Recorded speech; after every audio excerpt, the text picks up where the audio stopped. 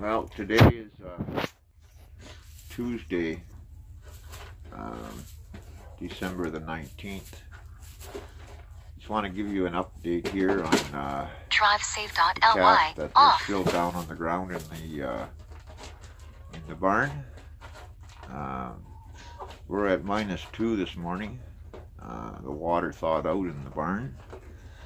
I'm going to take apart all the boiler insulation on the outside and jackhammer the clay and try and find where the squirrels chewed the heat trace off below ground, because I'm only getting 1,080, I think, ohms on the heat trace, and it should be well over 2,000. So it's broke, it's been chewed through by squirrels someplace. I hope it's not down too deep, because this clay, when it's frozen, it's like worse than concrete in the summer. The clay is like concrete in summer to try and put a shovel into it, but in the wintertime it's like frozen molding clay, and the jackhammer just sort of mushes into it and doesn't want to break.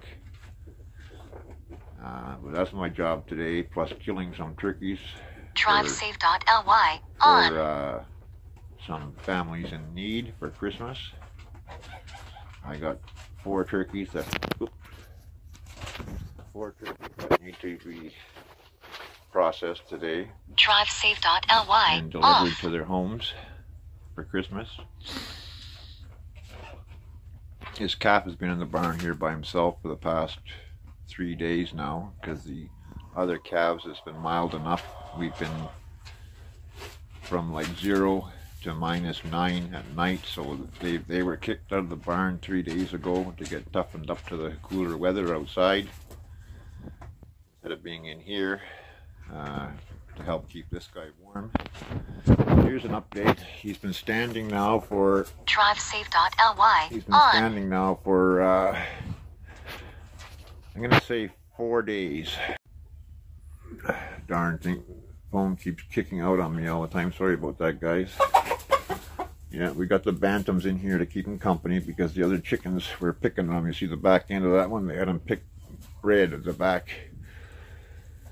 And to save them, I put them in here with this guy here a couple of weeks ago. And oh, he's gonna lay down now. Are you gonna lay down? You had your green. You got water in your automatic water now. I don't have to string 200 feet of hose from the root cellar anymore. I'm gonna get that fixed today, since it's mild out. And again, like always, things are still going wrong. I managed to get my plow truck running. It did start. No problem with that new starter, and even in spite of how bad shape the ring gear was in. I was scared for 4 days before I started it.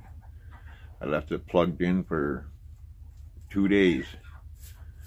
And I debated on even trying. I was scared to even try it, because I would have lost it if it was the ring gear, because I don't know what I would have done. But then my truck broke down now. I went to come and feed these guys yesterday morning, and I went to go turn the ignition in my 1994 Chevy Silverado 4x4 half-ton, and the key wouldn't turn. Would not turn no matter what. When it was -22 below the other night, in the morning when I tried to turn the key, it was very stiff. It was very, very stiff to turn, but it turned. And it was mild there yesterday morning, and we were like at -3, and the key wouldn't turn. It was solid. And I wiggled it and jiggled it. I tried everything, and it would not turn. I heated the column up with the heat gun. I tried spraying lubricant in around the ignition key. It would not turn no how. And that's a good boy. Yeah, that's a good boy. Wouldn't turn no how. So I got a crescent wrench and I put it across the key and the plastic bezel thing there, and I just wiggled it and jiggled it, and I ended up breaking the plastic cover. that you grip to turn the ignition on the steering column, and that plastic piece broke. But as it broke, the key turned to the on position, which then I was able to turn it to the crank position. But now I can't shut it off. I have to pull the fuse. It will not turn to the off position no matter what I do. So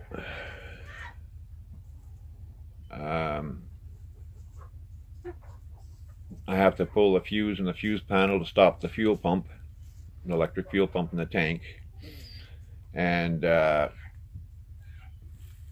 truck shuts off, and then I have to open the hood, disconnect the battery to put the running lights out, because it's got the daytime running lights on it, plus the dash lights, the heater, everything else. I could pull all the fuses, but it's just easier to do that. I phoned Napa, and they had an ignition in stock. So now I just have to find the time to dig out my steering wheel puller. If I still have it someplace, I hope I do. Hope it's not gone too. And my socket set that I bought, Craftsman socket set I bought from a pawn shop, because my ex-wife, like I said, she sold all my tools and equipment and everything. And hopefully I've got a socket that fits that steering column. That set has metric and standard, and I'm assuming it's a metric nut. But I'm afraid that there is a spring-loaded plate behind there, and if that's the case, there's a special puller that's needed, not a puller, but a compression tool that compresses that plate to compress that big coil spring underneath it to get that out. And there's two metric Torx bolt heads. They're like a Torx, but they're like the male end of it. From what I remember doing other vehicles of this year and model, doesn't have airbags or nothing. It's a simple thing to change. You just have to take the signal light indicator out, and then I'm hoping it doesn't have that compression plate, because I do not have that puller. I picked up a new ignition switch from, like I said, from Napa. It was $41 plus tax, came out to $47 and something. So that's another breakdown. Like I say, everything just keeps breaking and breaking and breaking. Everything is there's just no end to it, and I haven't had time to get to half the stuff. Okay, well, I'll be right back. Yeah, 4 days he's been standing, but 2 days prior to that, he was determined to get up, and he was constantly trying to get up, and I was holding his head up, and he was determined to get up, so I slinged him from the ceiling with electric, an 800-pound electric hoist that I bought years ago from Princess Auto. You know, Princess Auto stuff is usually pretty cheap, but this hoist has been pretty good. It'll lift a big 330 Timberjack tire, complete with chains on it, web chains on it, inch off the ground. It won't quite get it any higher than that, but it's high enough that you can get it flopped over into the tailgate of a pickup truck. So I slung him with two 4-inch wide padded slings that I used for my boom truck for lifting stuff. I slung him just behind the front legs and just ahead of the hind legs and around through his butt, and I left him hanging there just enough so that he could reach the ground with his knees bent. I left him like that overnight, and in the morning I'd come down and I would sort of balance him, and he would stay standing up for a while and then go down, and he'd get up on his own. And after 2 nights of that, of him getting strength in his legs, trying to stand without the worry of falling, he's been up on his own. But the problem is his front hooves are curled over. He's standing on his front ankles. But when he does walk, he does, see how he tries to straighten them out when he walks, but when he's standing, he folds them over. When he walks, he does manage to get them out straight. 9 times out of 10. I had him outside even yesterday. He's coming along good. I'm still feeding him colostrum, 500 milligrams once a week with some milk. His appetite is just fantastic, and he's coming along good. Hey boy. And when I come down here this morning, he was standing waiting for his feed, and he's still a little unsteady yet, but he's getting there.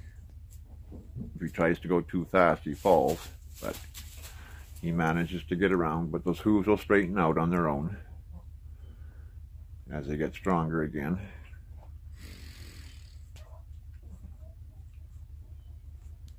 Sorry about it, I had to take that important phone call. That was just confirming that one family was going to be getting a turkey that we didn't give an answer to until we assessed them more. And I just told them we'd have an answer later today for them. Anyway, so that's the update here now anyway today on this snowy Tuesday morning. And this guy is doing really good. His spirits are up and he'll be fine, I think. I'm still hitting him with antibiotics because he's got a few sores on his legs from being down. You can see one on his foot back there on to the left of that brown spot there, but it's healing up nice. And he's got a couple of other ones at other places. Yeah, on the other ankle, and there's it's kind of pink on the inside, and he's lost hair up on by his knee there. It's not a sore, it's just hair, lost hair, and he's lost some hair here and on the other side, and that's from a fever. When they get fevers, they lose their hair, like I showed in other videos. And he's got one spot on this side here, right by his neck, right there. Usually they lose it on the face and the butt, but this guy's lost it here. It's wherever the highest hot spots got when they had the fever. Okay, everybody take care, and we'll talk at you later.